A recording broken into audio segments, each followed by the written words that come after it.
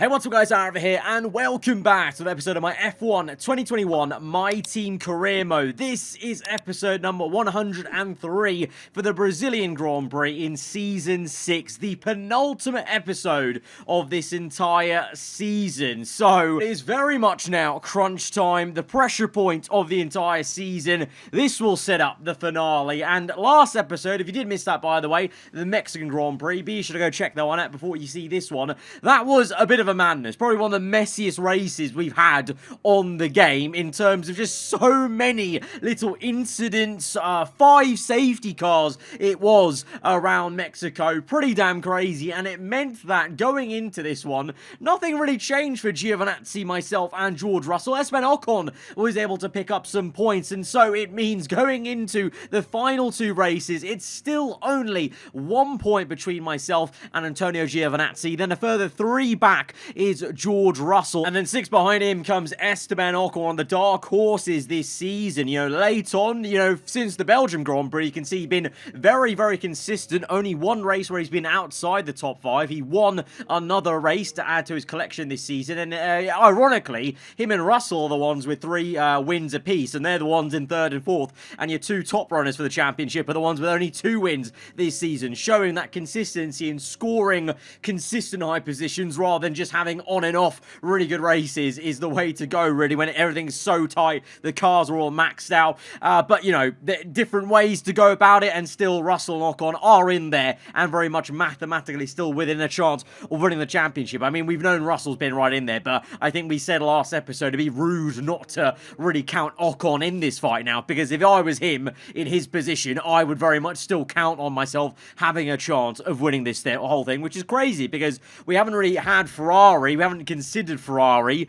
in the fight for any championship for the last couple, 3-4 seasons in this entire series. So what a turnaround it's been. Our fortunes for the Scuderia. But just before we head into qualifying, we are going to be on the back foot going into this episode, because we are going to have to take at least 1 engine penalty here for the internal combustion engine. All 3 of them are either in the 50% region, or in the case of the one we've selected at the moment, the latest one coming off the back of Mexico, 62% worn out. So all 3 of those, they might last us and be fine for this race basically, but by the time we get to the last episode, then get through quali, get to the race, that engine, whatever one we pick of those 3, is going to be too worn out and will give us a bit of a power deficit. Now, I don't want to take any chances of having lower power than any of my rivals going into the final race, so I would rather take the hit, take a 10 place penalty, this is going to be, and try and qualify as high as we can. If we were to qualify in pole position, we would be P11 on the grid then with a penalty, and it is Sao Paulo, it's difficult to overtake, but I'd rather the odds on doing that and recovering from P11 on the grid at Sao Paulo than having a worn out engine that could, you never know, DNF and blow up in the final race, or equally just give us low power the entire race, and you can't really do too much about that. And so I'd rather not take the chances, especially because we have had 2 engine failures this season, so maybe not want to, risk a worn-out part. But of course, at the same time, it is a risk in this episode because, it's not guaranteed. We could have another messy race like Mexico from where we are right in the middle of the pack if we were to be there P11 on the starting grid, and it could go wrong for us. It is a risk, but it's a calculated one, which I feel like the benefits are much larger, because even for this race, we'll then get a fresh engine for this quali, for this race, and then the next one. There's no way that internal combustion engine is going to wear out in time for the last race. So it's the way we've gone, and I guess we'll find out if it's the right way to go. Q2 then, we do make it through formality. We were a bit down the order, but that always happens sometimes in Q1. We speed up in the second session, or will we? Because it's overcast now in Q2, and the rain is on the way. So already now, maybe the track's going to be a little bit slower than it was in Q1, but of course we're getting the rhythm of the car, getting into the groove of this 1 lap around here, and let's see if we can try and get through into the top 10 shootout. Well, hopefully we can, and before the rain falls, because that's obviously going to be the massive issue, is if you don't get a lap in, even a banker lap, that may be it for you then. And actually, I'm so glad we went early, because look at that, as soon as we are starting our in lap then, and we go through the first 2 turns, the droplets of rain fall, and there now it's starting to actually even collect on the screen, and that's when you know it's really falling, like properly. It's not just going to be a case of, oh, it's a little bit damp, but the dry tire's still working. By the end of the session, it's full wets. I can't believe it. It's one of the most dramatic switches in weather we've seen inside one single qualifying session, from fully dry, pretty much, into overcast, to inters, to full wets, actually. Yuki Tsunoda there in the bottom at a knocked-out. He'd set a lap time on inters, but Verstappen, for some reason, thought he might better himself on the full wets right at the end. So that's also going to, you know, pose some questions for Q3. If it's going to be wet, it's going to be a much harder job for myself to get pole position. I don't fancy myself in the wet versus the dry, but even here in the dry, that one run we got was a couple of tenths down from Russell, and even a few tenths down on Antonio Giovinazzi. So over one lap, it would seem, at least. You know, the pace is there with Russell and Gio, my 2 rivals, and obviously Ferrari, of course, with Ocon, they're still there as well. So at the moment, it is stacked against us in terms of trying to beat them in quali, get ahead before we have that grid penalty, and then this is going to stack the odds against us even more so than that, because as you can see, it is absolutely soaking here at Sao Paulo. Full wet conditions for Q3. Very exciting, considering all of us only got a time in so far on the dry. So this is really the first time ever on this season, on this track, that we're going out there driving with any kind of anger in the full wet conditions. But it's so tricky, and going a bit wide on this second consecutive run this is. So we fueled up enough fuel basically for 2 laps in a row, that is. And so this one's a massive improvement. Even with the understeer in the last corner, able to gain just about over 4 tenths there across the line. P5 ahead of Russell so far. Gasly ahead of us though. Norris and Drogovic, the home favourite, the home hero, the young Brazilian in the Red Bull. That's going to be quite a popular pole position if he's able to keep it. But now we go for a second run. It's the dying stages of qualifying. I thought I timed it right to get 2 laps in a row again, but no, we only have 1 lap to go here. And at the moment, I think that was that George Russell getting provisional pole maybe? Looks like Drogovic maybe taking it back from him. Ocon's P3, Bottas P4. We're still in P5, but now it's Giovinazzi, the man behind us. I believe Russell was one who leapfrogged up into pole position. That is it then for Russell. On pole maybe. Who can beat him? Felipe Drogovic can beat him. The Brazilian is on pole then for his home race. Can we do anything? 2.5 tenths gained, and it's going to be only enough to get us P5, back to P5 on the grid. And so it is Drogovic on pole for his home race. Absolutely amazing stuff for him. Russell, though, has beaten us. We've beaten Ocon and Giovinazzi, but it's only P5. So that means we'll be on P15 for the grid tomorrow. So that's even harder than P11, to be honest. That's even worse in terms of right in the middle and the thick of it, of that very tight midfield to back marker fighting here this season. But it's what we've chosen. It's the risk we've taken. We've got a fresh engine. I believe it should be dry in the race tomorrow. So, you know, we're going to have to give it absolutely everything with our rivals in P2, P5, and 7 it will be once our penalty is put into place. But let's go to the grid then, and it's game on.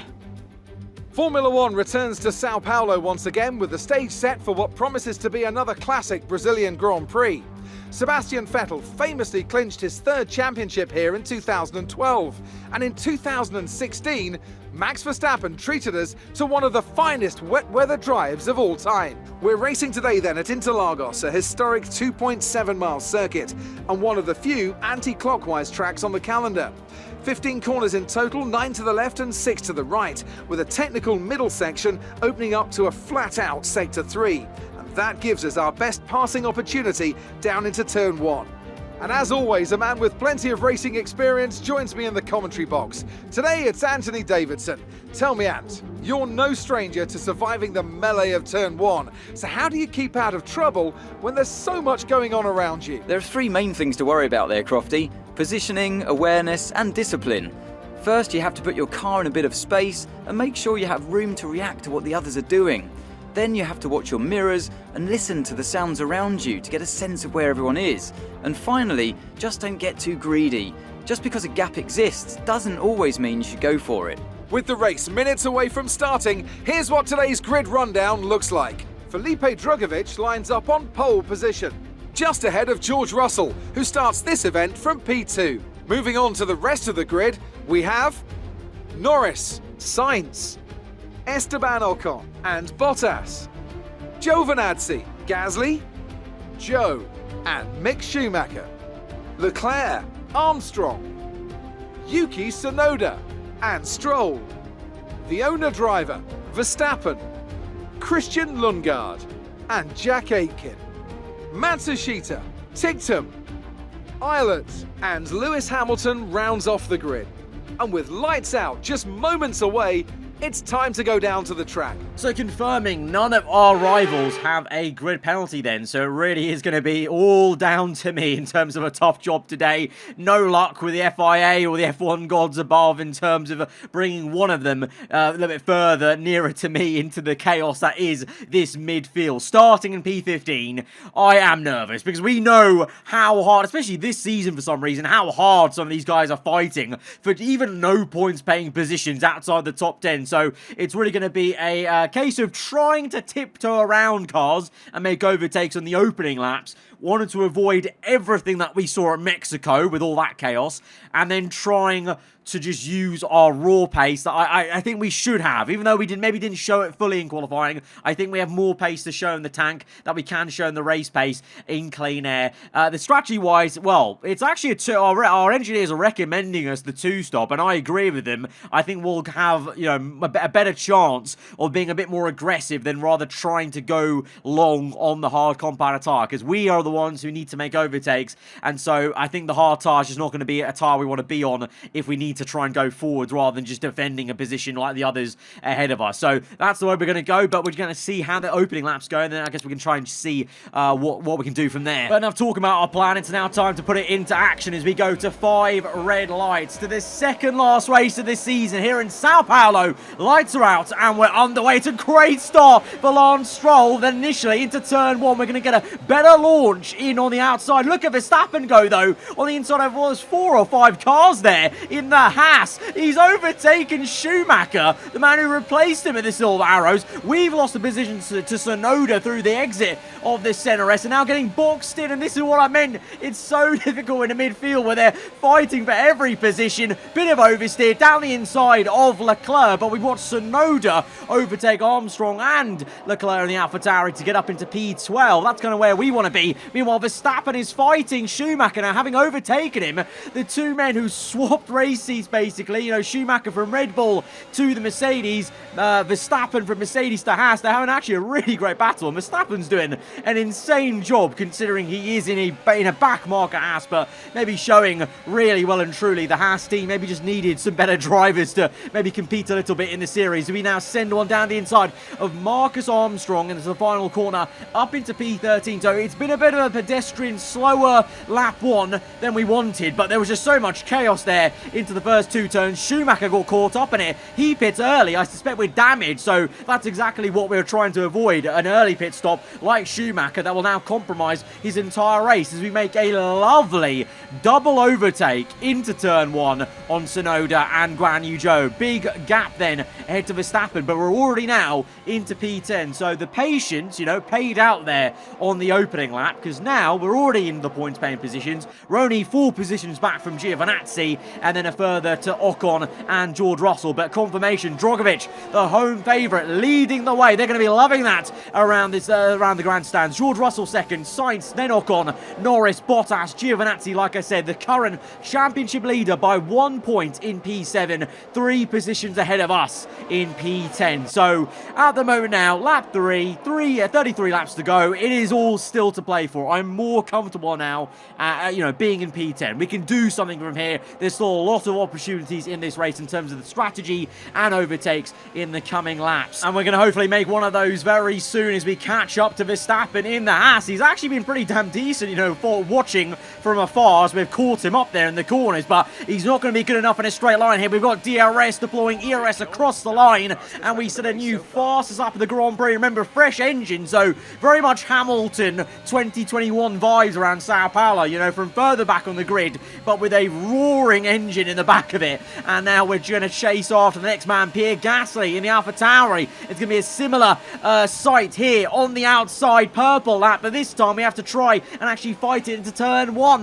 Gasly pinches us in. We're going to keep our foot firmly planted to the throttle pedal to get past him, though, as we go through the left-handed curve. And now, we're chasing after Giovinazzi, already closing up to our championship rival, as there's a huge crash in the last sector. And we've got 3 cars out. Lance Stroll is out, Aiken, and also Marcus Armstrong. The safety car's out, and we've chosen this perfect time to come in for our first pit stop. The F1 gods did not look down upon us on Saturday, but they have today on Sunday. That was inch perfect. 1 more second later, that safety car came out. I probably wouldn't have been able to come in for a free pit stop, but now we have. So we've got a free change onto mediums, and the other guys ahead of us, I don't believe they'll be coming in, because now there's no point. Now they've already lost that advantage, so we may be winning out big time, and it's all thanks to this spin from Armstrong, and he rolls back into the path of Lance Stroll. And then it's another big impact for the BMW Sauber, who comes in late as well. So Marcus Armstrong taking 2 heavy hits. There's Lance Stroll, that's a nasty one. And then this is even worse with the BMW coming in, and oh my god. Wow, oh wow, that is inches away from the other BMW car being taken out by his teammate and the Williams. So big incident then, and a potentially very big and useful safety car that came out just at the last correct minute for us to jump in, get that free pit stop onto mediums, and now we're looking a lot better, because we've effectively not lost the position. We've only lost, you know, maybe 2 on track here, but we're going to gain them hopefully pretty quickly as we go with green once again, trying to get Callum Ilott. He's been a man who's been annoying everyone on this grid by being so good defensively in a slower Aston Martin that I can't even overtake him. We get jumped by Matsushita and then Pierre Gasly. We're going backwards now on this restart. Gasly now goes for a move on the BMW, and we have to step out of it. Tsunoda, he brake checks us as well. We have to step out of it again, and now Verstappen's overtaken. It's in the Haas. What's going on? I thought I was going to be talking about a success story here of only being back into the place we were before we made that pit stop, effectively not losing any position having made that pit stop. But now we're down to P13. The medium tyres just not switching on, and also a case of I had to back out of it 2 times because Gasly brake checked me, and then Tsunoda, obviously not directly on purpose, maybe just kind of backing out so they don't crash into the cars ahead of them, but having to react to that right in the thick of it, losing us positions and time, crucially, to the cars ahead. But nonetheless, we're back into P12 then, having overtaken Verstappen, but these guys are fighting so bloody harshly there. It's 3 wide. Tsunoda with the big dive to make it not only 2, but 3 overtakes. Yuki Tsunoda, take a bow. He just made 3 overtakes in 1 corner, pretty much, to get the race lead. It's now Gasly versus Ilott, and the BMW Matsushita on the outside there. They're 3 wide, bit of contact made with the Aston. Can we overtake any of them? I think Ilott's got damage. Yes, he's got front wing damage. We go on the inside, nearly got pushed onto the grass into P4. I actually checked for damage on the radio. We thankfully don't have any, but that was mighty close. But we're into P4 now, because as we went into that new lap, everyone else in the top 10 who had not pit yet under that safety car has pit now, as we now go down the inside of the BMW. We're into P3, and it's actually legitimately P3 in this race because of that free pit stop. So, okay, sure, we lost the position to Tsunoda and Gasly on the restart and that whole, you know, very slow, racing lap after the safety car came in, but we're still massively ahead now of Drogovic P12, who was the race leader, Russell P13, and even further back, Giovinazzi P17, and Ocon, who was ahead of Gio and actually closer to Russell. He's at I think he must have double stacked with Carlos Sainz, and so he's been pushed down to P18. So at the moment, we are in the driving seat then in this championship battle, as now Tsunoda! Huge mistake for Yuki, and further mistakes back as the AlphaTauri crashes with the Williams. Guan Yu Zhou's got no front wing, but the race leader has span it on the curb, and he's out the race. He did so well earlier with a 4-man overtake for that lead, but then his luck ran out, and then there's a nasty chop as the Williams, I think, think, was going wide, was coming back on circuit, and the Alfa Romeo just got wedged in, I think, with the Lotus as well. And, massive damage to Guan Yu Zhou, and I think the Alfa may have been out of the Grand Prix. Either way, though, it means we're now P2. Gasly is the one that leads us away, and you can see Drogovic is leading that train of cars, who's now P5, because all the cars behind us, a lot of them got caught up in that accident, as we now go and send one down the inside of Pierre Gasly to try and take this race lead as we go on to the second half of the race, pretty much. Hamilton in the Haas, just over to Gasly into P2. Hamilton in the Haas in this series. What on earth are we watching? Gasly tries to go back down the inside, but Hamilton actually gives him a pretty damn good fight to defend this position.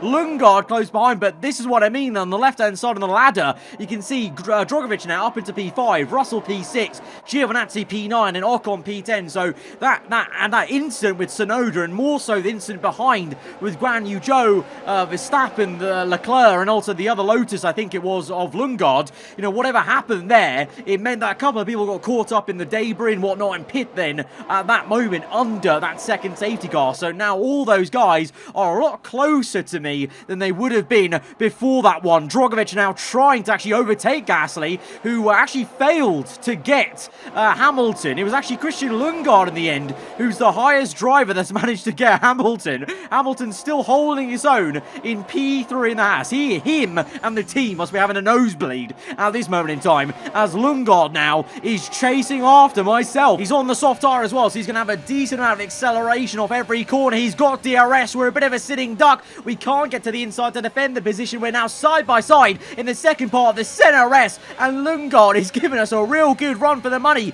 This is awkward, though. The man who took out his teammate, who's in the championship battle, is now in a position that his teammate would rather be in. Giovinazzi really must be thinking, why aren't I there in P2, and how is Lundgaard there, having been knocked out in Q2? It's been a switch around, and really, the guys who are outside the top 10 have actually won out a bit more in this race than those inside the top 10 in qualifying yesterday. As Lundgaard continues to attack us, but we are holding strong for now in P1. But it's very apparent now, because I've been on these medium tyres a little bit longer, that now I'm starting to feel that wear, and these guys definitely have a bit more outright grip off the corners. But we're just doing enough to place our car correctly to defend the position. Meanwhile, it's kind of all kicking off behind. You've got Bottas down in the inside of Gasly. Drogovic is trying to get Hamilton then, and Gasly's just falling away then. He was leading the race off that restart, but now he's holding up Giovinazzi, Sainz and Ocon then. It's going to be time, though, at the end of that lap, into lap 19 for the first round of pit stops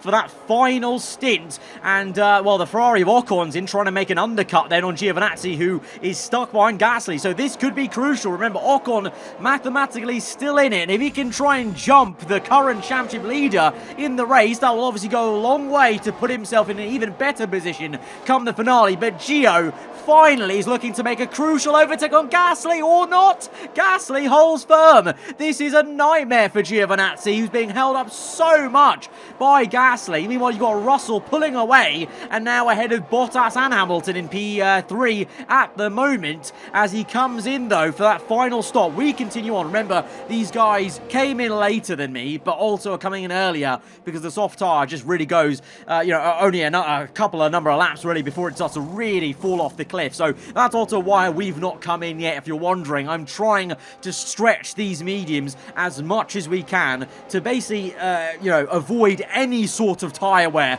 that may hurt our pace right in the dying stages of this race, because I think this honestly will go the full distance to the last lap of the Grand Prix. This is looking mighty close, because you've got the differing strategies kind of converging on each other because of those two safety cars. Both safety cars were able to bunch up people and make it a little bit awkward for everyone to really suss out where they're going to be. But at the moment then, Russell is P8. He's actually jumped Drogovic, though. Russell has jumped Felipe Drogovic. So effectively, in that kind of group of cars, he's the lead car basically, because Ilott is not, in sync with those guys. So Russell's in a fantastic position. He's miles and miles ahead of Giovinazzi now, down in P14, and Ocon has actually jumped Giovinazzi, as you can see, in P11. So at the moment, it's all going George Russell's way, actually, apart from maybe us. We'll see where we come out. We could ruin Russell's day, but right now, Russell must be thinking, hang on a minute, I could be taking the lead of the championship by a decent amount here by the end of the Grand Prix, because you've got a few cars ahead of him that will pit eventually for their final pit stop, you imagine. So it's all going to come towards him, but Giovinazzi is trying to do his best to fight back, and he's not going to go down without a fight, and the Italian makes a lovely double overtake on two Brits, Hamilton and Norris, up into P12, and now he can chase after Ocon, who's one position ahead. So Ocon and Gio might be fighting, and it may be a fight between myself and Russell, us two teammates, the same fight as it was last season, going again at Sao Paulo, because I think that's kind of whereabouts we're going to come out of the pit.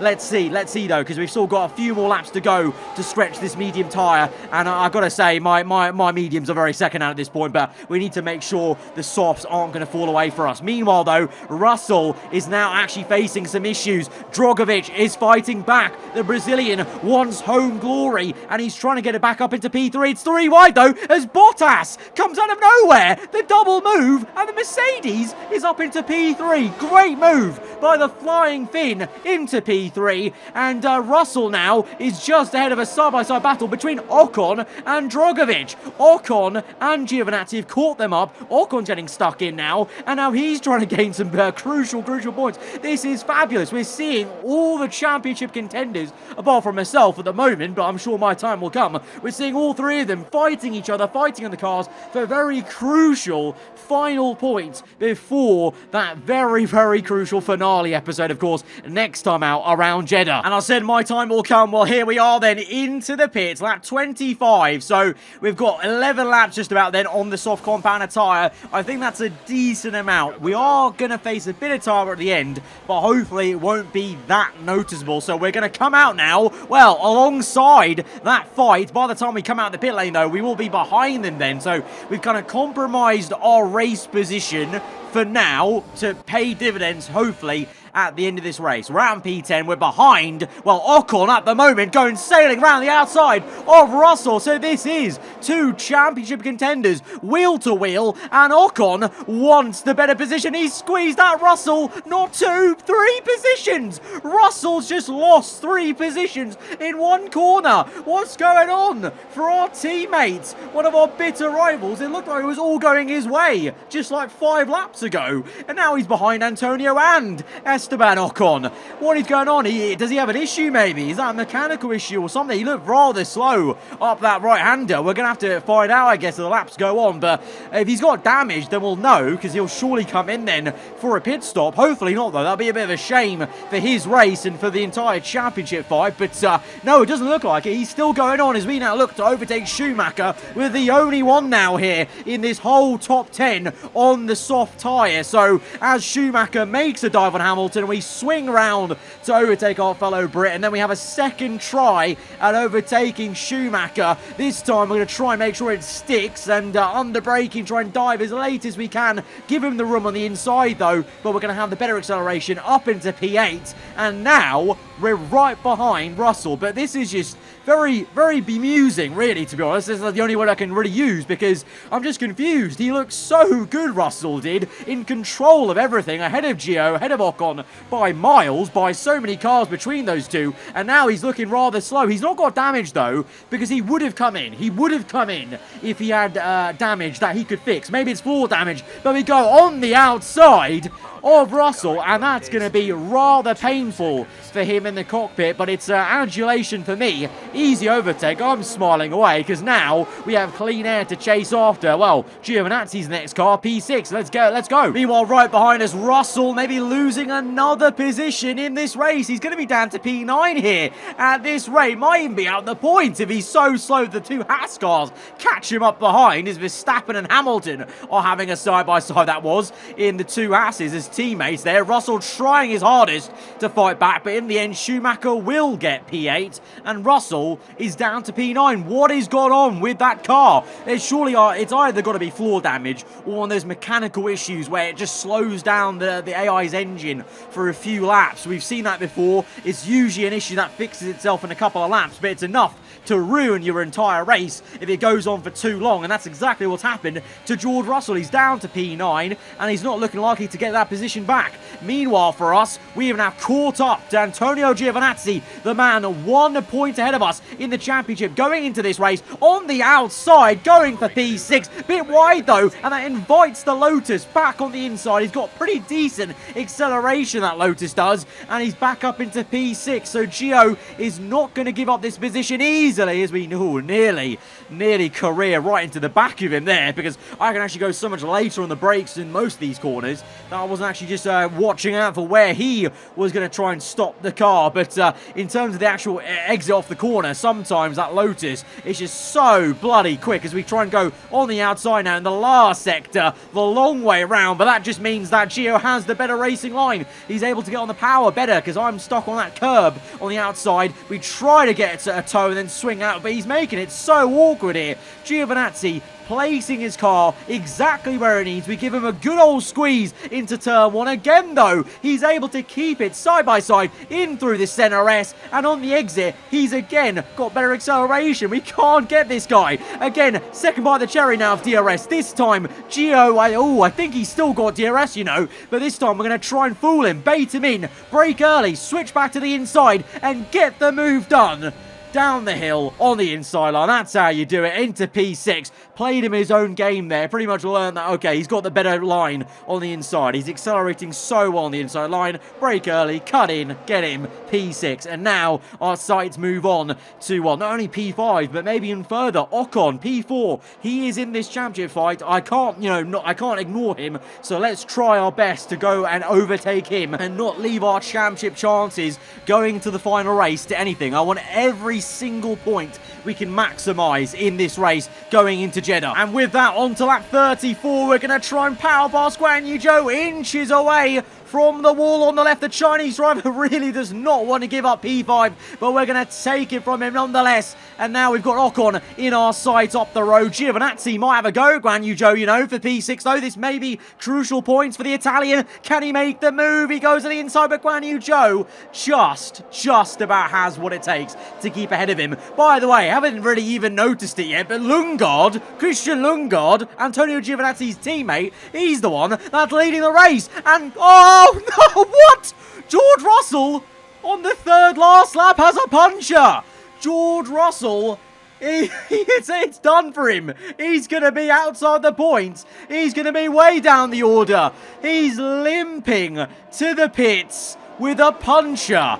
What has just gone on for George Russell? At one point, he was absolutely flying. He would have been beaming at where he was in this race, miles ahead of Ocon, Gio, and myself. And now he's had a slow car for the last couple of laps, and then he gets even further bad luck with a puncher. So he's not even going to score a point or 2 points. He's going to score none. And so now as we go into the final lap of the Grand Prix, well, it looks like that may be a bit of a nail in George Russell's championship chances. Surely now that is going to be a massive detriment to him, and it's all to play for with Ocon, myself, and Giovinazzi. But we have still got a race to do. We've still got our last lap, and Bottas has still got his sights on the race win on the last lap of this race. Bottas down the inside tries to get Lundgaard, and Lundgaard's gone wide. He's made a mistake. He's cracked under pressure, and the flying Finn is up into P1. Drogovic, Ocon, and myself now bunched up behind these guys.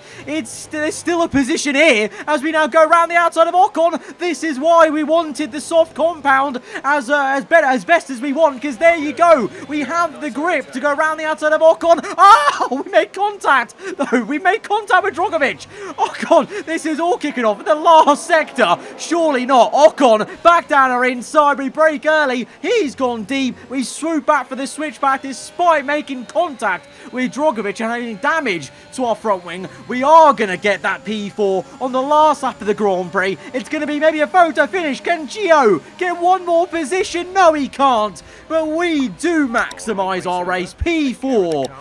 Oh my days, P4 on the road, Russell out of the points though, but it still means as a team we seal out our 4th Constructors' Championship. So Mercedes have won it, and what a great race it was. Tell me, Ant, how do you think they were able to deliver such an incredible result today? Well, you know what they say, to finish first you have to finish. And that fact was clear today, with lots of retirements having a big effect on the outcome of the race. As a driver, you tend to keep reliability concerns to the back of your mind and just focus on what's in front of you. But for the teams, races like this can be very stressful. And I can see the drivers starting to approach the podium for the victory celebrations. A real team victory today. Everybody played their part. Congratulations then to Mercedes, your race winners today. Last lap dramas indeed. Bottas wins that on the last lap of the race. Lundgaard just couldn't handle the pressure of the race lead there. Cracked and went wide, even though he did he did the correct job in the brake zone. He just went just a little bit too wide on the exit, and Bottas able to nip through, and then we were able to sail around the outside of Ocon, who kind of got bunched up in that slower train, and that's why we wanted the soft tyre in a good position, because if my soft tyre was too worn out, I wouldn't have had the grip to go around the outside of Ocon like that, and we got very lucky then with the contact we made. Wasn't race ending with Drogovic. Again, just misjudged that because I had more grip than him, but then we're able to thankfully just outdo Ocon into the final corner on that left-hander before we went up the hill, and so that means we'll go into the final race at Jeddah 5 points ahead of Giovinazzi in this championship. So we are in the driving seat. We're the ones that have to be chased down in the finale. Ocon is 11 points back.